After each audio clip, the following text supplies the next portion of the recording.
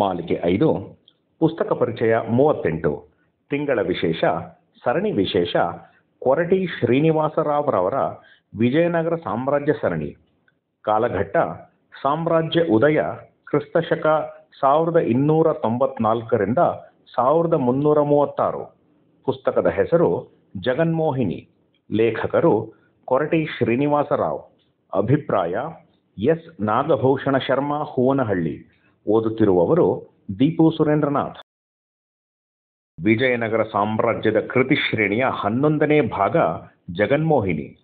ವಿಜಯನಗರ ಸಾಮ್ರಾಜ್ಯವನ್ನು ಆಳಿದ ಅರಸರ ಪೈಕಿ ಅತ್ಯಂತ ಜನಾನುರಾಗಿ ಸಮರ್ಥ ದೊರೆಯೆನಿಸಿಕೊಂಡ ಜಗತ್ತಿನ ಇತಿಹಾಸ ಎಂದೂ ಮರೆಯದಂತಹ ಶ್ರೀ ಕೃಷ್ಣದೇವರಾಯನ ಆಳ್ವಿಕೆಯ ಹಂತಗಳನ್ನು ಚಿತ್ರಿಸುವ ಕೃತಿ ಇದು. ಸಿಂಹಾಸನಾಧೀಶನಾದ ಶ್ರೀ ಕೃಷ್ಣದೇವರಾಯ ವಿಜಯನಗರಕ್ಕೆ ಸದಾ ಕಂಟಕಪ್ರಾಯವಾದ ಉತ್ಕಲ ಪ್ರತಾಪ ರುದ್ರಗಜಪತಿಯ ಮೇಲೆ ದಂಡಯಾತ್ರೆ ಕೈಗೊಂಡ ಸಂದರ್ಭದಲ್ಲಿ ಸಿಂಹಾದ್ರಿಯ ಬಳಿ ಬೀಡು ಬಿಟ್ಟಿದ್ದ ಸೇನೆ ಎಡೆಬಿಡದೆ ಸುರಿದ ಮಳೆಯಿಂದ ಅಪಾರ ಕಷ್ಟ ನಷ್ಟ ಅನುಭವಿಸುವಂತಾಗುತ್ತದೆ. ಆಗ ಸ್ವಪ್ನದಲ್ಲಿನ ಆದೇಶದಂತೆ ಶ್ರೀ ಕೃಷ್ಣದೇವರಾಯ ಸಿಂಹಾದ್ರಿಯ ಶ್ರೀ ನರಸಿಂಹಸ್ವಾಮಿಗೆ ದೇವಾಲಯ ನಿರ್ಮಿಸಿದ ತರುವಾಯವೇ ವರುಣನ ಆರ್ಭಟ ತಣ್ಣಗಾಗಿ ಸೇನೆ ಮುಂದು ಹೋಗಲು ಸಾಧ್ಯವಾಗುತ್ತದೆ. ಈಗಲೂ ಸಿಂಹಾದ್ರಿಯ ಪ್ರಹ್ಲಾದ ಬೆಟ್ಟ ಎಂಬ ಅಭಿಧಾನದಲ್ಲಿ ಭವ್ಯ ದೇವಾಲಯ ಕಾಣಬಹುದು. ಉತ್ಕಲ ಪ್ರತಾಪ ರುದ್ರ ಗಜಪತಿಗೆ ಜಗನ್ಮೋಹಿನಿ ಎಂಬ ಅಪ್ರತಿಮ ಸುಂದರಿಯಾದ ಮಗಳಿರುತ್ತಾಳೆ. ದಂಡೆತ್ತಿ ಹೋಗುತ್ತಿದ್ದ ಶ್ರೀ ಕೃಷ್ಣದೇವರಾಯನಿಗೆ ಅಮಾತ್ಯ ತಿಮ್ಮರಸು ಗಜಪತಿಯ ಪುತ್ರಿ ಜಗನ್ಮೋಹಿನಿಯನ್ನು ವಿವಾಹವಾಗುವ ಮೂಲಕ ಸಂಧಾನ ಮಾಡಿಕೊಳ್ಳಲು ಸಲಹೆ ನೀಡುತ್ತಾನೆ. ಗಜಪತಿಯಂತಹ ಒಬ್ಬ ಪ್ರಬಲ ರಾಜನ ಮಿತ್ರತ್ವ ಮತ್ತು ಬಂಧುತ್ವದಿಂದ ಮುಂದೆ ರಾಜ್ಯ ವಿಸ್ತರಣೆಯಲ್ಲಿ ಸಹಾಯವಾಗಬಹುದು ಎಂಬುದು ತಿಮ್ಮರಸುವಿನ ತಂತ್ರವಾಗಿರುತ್ತದೆ. ಆದರೆ ಪ್ರತಾಪರುದ್ರ ಸಂಧಾನವನ್ನು ತಿರಸ್ಕರಿಸುವುದು ಮಾತ್ರವಲ್ಲದೆ ಶ್ರೀ ಕೃಷ್ಣದೇವರಾಯನನ್ನು ದಾಸೀಪುತ್ರನೆಂದು ಕರೆದು ಅವಮಾನಿಸುತ್ತಾನೆ. ಇದರಿಂದ ಕೆರಳಿದ ಶ್ರೀ ಕೃಷ್ಣದೇವರಾಯ ಜಗನ್ಮೋಹಿನಿಯನ್ನು ತನ್ನ ಕುದುರೆಯಲ್ಲಾಳ ಹೊಡೆಯುವ ಕಮ್ಮಾರನಿಗೆ ಕೊಟ್ಟು ಮದುವೆ ಮಾಡುವುದಾಗಿ ಪ್ರತಿಜ್ಞೆ ಮಾಡುತ್ತಾನೆ. ಇದಕ್ಕೆ ಹಿಂದಿನ ಹಳೆಯ ಪ್ರಕರಣ ಒಂದು ಕಾರಣ. ಅದು ಮುಖ್ಯ ಕಥೆಯೊಳಗಿನ ಕವಲೊಡೆದ ಉಪಕಥೆ ಎಂದರೆ ತಪ್ಪಾಗದು. ಈ ಪ್ರಕರಣವನ್ನು ವಿಜಯನಗರದ ಅರಸರು ಮರೆತಿರುವುದಿಲ್ಲ. ಸೇಡಿನ ದಿನಗಳಿಗಾಗಿ ಕಾಯುತ್ತಾ ಇರುತ್ತಾರೆ. ಶ್ರೀ ಕೃಷ್ಣದೇವರಾಯನ ಪ್ರತಿಜ್ಞೆಯು ಸಹ ಈ ಘಟನೆಗೆ ಕಾರಣವೂ ಮತ್ತು ನೆಪವೂ ಆಗುತ್ತದೆ. ಶ್ರೀ ಕೃಷ್ಣದೇವರಾಯ ಸಿಂಹಾಸನವೇರಿದ ಸಮಯದಲ್ಲಿ ವಿಜಯನಗರದ ಸಾಮ್ರಾಜ್ಯ ರಾಹುಗ್ರಸ್ತವಾಗಿತ್ತು. ಹಿಂದೆ ಆಳಿದ ವೀರನರಸಿಂಹ ದುರ್ಬಲ ದೊರೆ. ದೇಶದ ತುಂಬ ಶೋಷಣೆ, ಅಶಾಂತಿ, ಕ್ಷೋಭೆಗಳು ತಾಂಡವವಾಡುತ್ತಿದ್ದವು. ದುರ್ಬಲ ರಾಜ ಇದ್ದ ಮೇಲೆ ಹೊರಗಿನ ಶತ್ರುಗಳು ಬಲಿಯೋದು ಸಹಜ. ಇದೇ ಸಮಯ ಸಾಧಿಸಿ ಬಹಮನಿ ಅರಸರು ರಾಯಚೂರು ಮತ್ತು ಮುದ್ಗಲಗಳನ್ನು ವಶಪಡಿಸಿಕೊಂಡಿದ್ದರು. ಶತ್ರುವಿನ ಶತ್ರು ಮಿತ್ರ ಎನ್ನುವಂತೆ ವಿಜಯನಗರದ ಶಾಶ್ವತ ಶತ್ರುವಾದ ಉತ್ಕಲ ಪ್ರತಾಪರುದ್ರ ಬಹಮನಿ ರಾಜರ ಮಿತ್ರನಾಗಿ ಹಿಂದೂ ಸಾಮ್ರಾಜ್ಯವಾದ ವಿಜಯನಗರವನ್ನು ಆಪೋಷಣ ತೆಗೆದುಕೊಳ್ಳಲು ಕಾಯುತ್ತಿರುತ್ತಾನೆ. ಇಂತಹ ಸಂದಿಗ್ಧತೆಯಲ್ಲಿ ಸಿಂಹಾಸನ ಏರಿದ ಶ್ರೀ ಕೃಷ್ಣದೇವರಾಯ ರಾಜ್ಯದ ಒಳಾಡಳಿತ ಮತ್ತು ಹೊರಾಡಳಿತಗಳನ್ನು ಸಮರ್ಥವಾಗಿ ಕಟ್ಟಲು ಪಟ್ಟ ಶ್ರಮ ಅಷ್ಟಿಷ್ಟಲ್ಲ. ಕೃತಿಯಲ್ಲಿ ಅವುಗಳ ವಿವರಣೆ ಬಹು ಸೊಗಸಾಗಿ ಚಿತ್ರವಾಗಿದೆ. ಜಗನ್ಮೋಹಿನಿಯ ವಿವಾಹವನ್ನು ತಿರಸ್ಕರಿಸಿದ ಪ್ರತಾಪರುದ್ರನ ಮೇಲೆ ಮಾತ್ರವಲ್ಲದೆ ಬಿಜಾಪುರದ ಬಹಮನಿ ಸುಲ್ತಾನನ ಮೇಲೂ ಸಹ ಶ್ರೀ ಕೃಷ್ಣದೇವರಾಯ ಯುದ್ಧವನ್ನು ಸಾರುತ್ತಾನೆ. ಮೊದಲಿಗೆ ಉತ್ಕಲದ ಸಹಾಯಕ್ಕೆ ನಿಂತ ಬಿಜಾಪುರದ ಸೇನೆಯನ್ನು ಬಗ್ಗುಬಡಿದು ಕೈತಪ್ಪಿ ಹೋಗಿದ್ದ ಮುದ್ಗಲ ಮತ್ತು ರಾಯಚೂರು ಸಂಸ್ಥಾನಗಳನ್ನು ವಶಕ್ಕೆ ಪಡೆದು ಉತ್ಕಲದ ಮೇಲೆ ದಾಳಿ ನಡೆಸುತ್ತಾನೆ. ಆತನು ಬಳಸುವ ರಣತಂತ್ರವನ್ನು ಪುಸ್ತಕ ಓದಿಯೇ ಅನುಭವಿಸಬೇಕು.